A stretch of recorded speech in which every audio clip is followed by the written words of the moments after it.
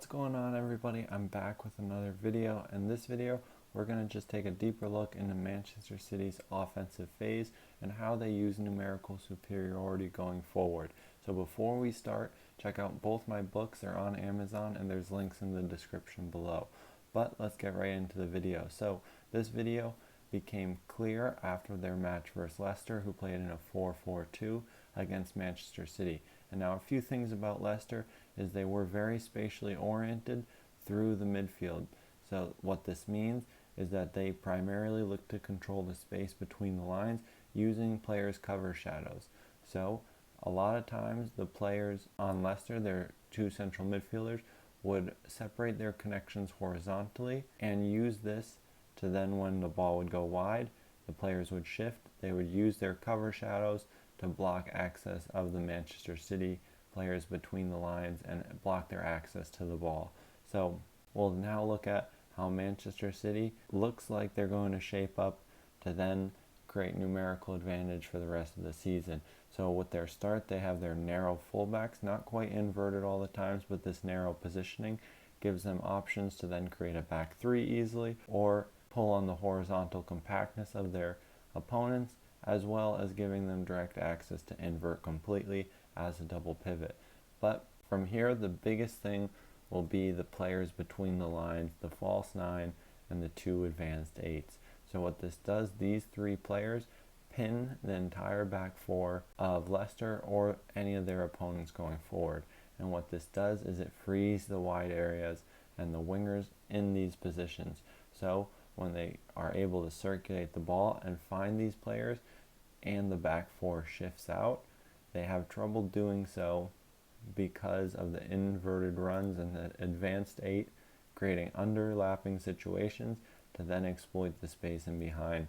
And now with players like Grealish, they can stall play, attract pressure, and now play into the space and progress into the final third.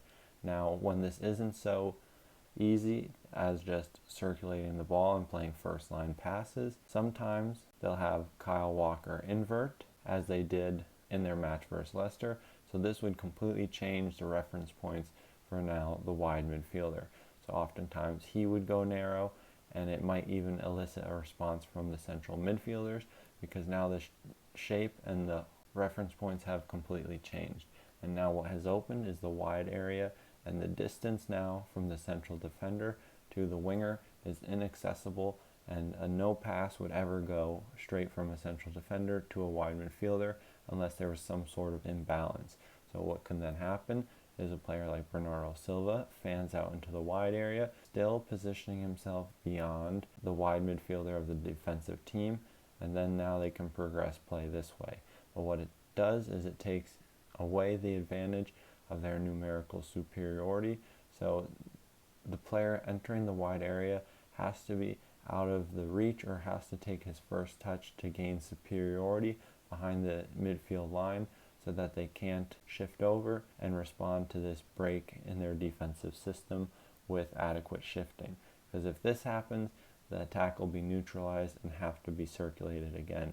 But the key thing for this is not only the implications it has going forward, but now in the transition, having Kyle Walker in a more narrow position allows him to be more effective when they counter-press. So he has multiple access to multiple attacking players, whereas in the wider position, still narrow, he only has direct access to one outlet. But when he's more centrally, he can use his athleticism, anticipation, and pace to gain access to multiple outlets and then allow them to be a more effective counter-press. Now, throughout the season, we'll definitely see Manchester City use an asymmetric back four, looking to create a back three.